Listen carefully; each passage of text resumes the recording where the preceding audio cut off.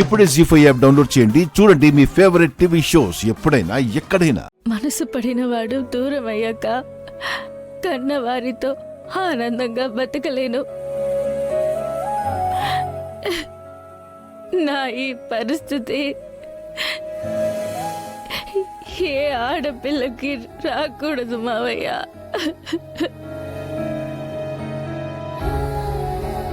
రాకూడదు.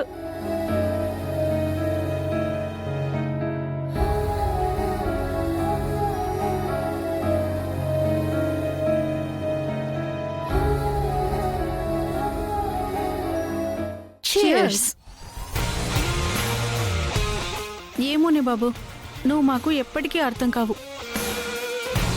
మీ గగన్ బావకి నువ్వు లవ్ ప్రపోజల్ పెట్టావు, అతను రిజెక్ట్ చేశాడు. నెక్స్ట్ సీన్ ఓపెన్ అవ్వాల్సింది బార్లో. చేతిలోనేమో ఆ గ్లాస్ ఉండాలి, ఫేస్లో విచారం ఉండాలి, మాటల్లో విషాదం ఉండాలి. అందరిలా ఆలోచిస్తే నేను నక్షత్ర ఎలా అవుతా? చూడనిది చూపించడం, విననిది వినిపించడం, ఒక కొత్త థ్రిల్ ని పరిచయం చేయడమే ఈ నక్షత్ర స్టైల్. ఏం స్టైలో ఏంటో, నా లవ్ ఫెయిల్ అయిందోచని ఇలా పబ్లిక్గా కాఫీకి తీసుకొచ్చావు. విచారానికి బదులు వినోదాన్ని పరిచయం చేస్తున్నావు. ఓ మై లవ్లీ ఫ్రెండ్స్, మీకు అర్థం కాని ఫిలాసఫీని నేను పరిచయం చేస్తా, మీరు వినండి. ఎప్పుడూ కొట్టుకుని తిట్టుకునే ఇద్దరు శత్రువులు ఫ్రెండ్స్ అయ్యారంటే వాళ్ళు లైఫ్ లాంగ్ బెస్ట్ ఫ్రెండ్స్ గానే మిగిలిపోతారు. కావాలంటే చెక్ చేసుకోండి. మన ఫ్యామిలీస్లో ఇలాంటి కథ ఎక్కడో ఒక చోట వినే ఉంటాం. నిజమేనే, మా బాబాయ్ కథ కూడా ఇదే. ఇప్పుడు తనకున్న బెస్ట్ ఫ్రెండ్తో చిన్నప్పుడు ఎప్పుడు గొడవ పడుతూనే ఉండేవాడంట కదా. ఇప్పుడు వాళ్ళిద్దరిని విడదీయడం మీ ఫ్యామిలీస్లో ఎవ్వరికైనా పాసిబుల్ అవుతుందా? ఒకసారి తనేదో అందని మా పిన్నితో బాబాయ్ 4 రోజులు మాట్లాడలేదంట. చూసావా, అవసరమైతే మీ బాబాయ్ మీ పిన్నిని వదులుకుంటాడు గాని ఫ్రెండ్షిప్ని మాత్రం వదులుకోడు. ఇదే నెగిటివ్ ఒపీనియన్కున్న బలం. నెగిటివ్గా మొదలయ్యి పాజిటివ్గా మారిపోయే ప్రేమైనా ఫ్రెండ్షిప్ అయినా లైఫ్ లాంగ్ బలంగా ఉంటుంది. అంటే రిజెక్షన్తో మొదలైన ప్రేమ కథ యాక్సెప్టెన్సీగా మారిపోతుందంటావా? That's right. ఓకే, కాసేపు అలాగే అనుకుందాం. ప్రతి ప్రేమ కథకి హ్యాపీ ఎండింగ్ పెళ్ళే కదా. మరి మీ ఇంట్లో వాళ్ళకి మీ బావకి పడదు, మరి మీ పెళ్ళి ఎలా అవుతుంది? మీ అన్ని ప్రశ్నలకి సమాధానం నేనే చెప్పేస్తే ఇక మా లవ్ స్టోరీలో కిక్కే ఉంటుంది.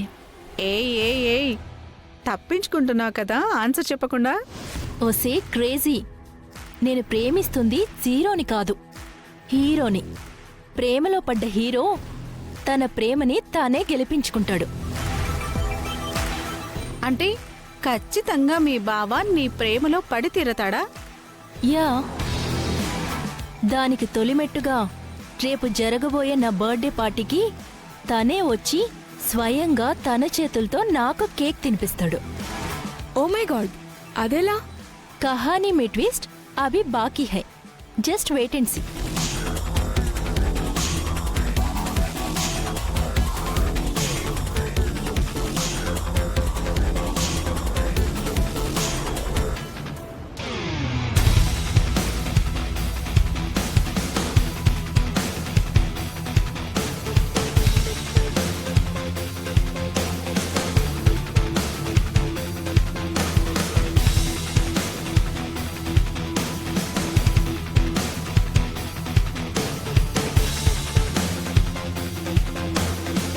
అమ్మాయికి ఇష్టం లేకపోతే నువ్వు ఐ లవ్ యూ చెప్పిన వెంటనే తిరిగి నువ్వంటే నాకు ఇష్టం లేదని కొట్టినట్టు చెప్తుంది.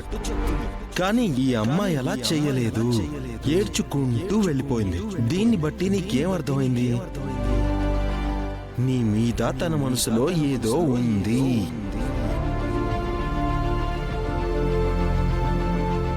నాన్న గగన్, జ్యూస్ తీసుకో. వద్దమ్మా.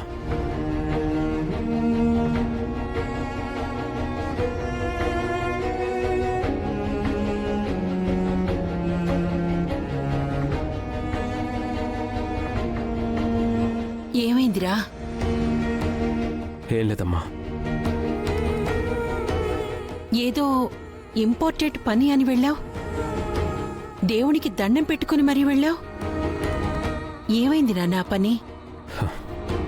అదే అమ్మ అర్థం కావట్లేదు. నేనైతే ప్రపోజ్ చేశాను, అటువైపు నుంచి రిప్లై వచ్చేలోపు పెద్ద డిస్టర్బెన్సే. ఏం డిస్టర్బెన్స్? అసలు ఏం ప్రపోజ్ చేశావు? ఎవరికి ప్రపోజ్ చేశావు?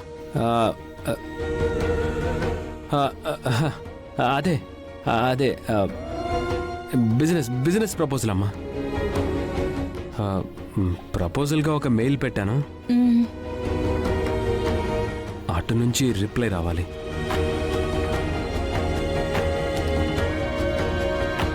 నా కూతురు నిన్ను ప్రేమించడం లేదు.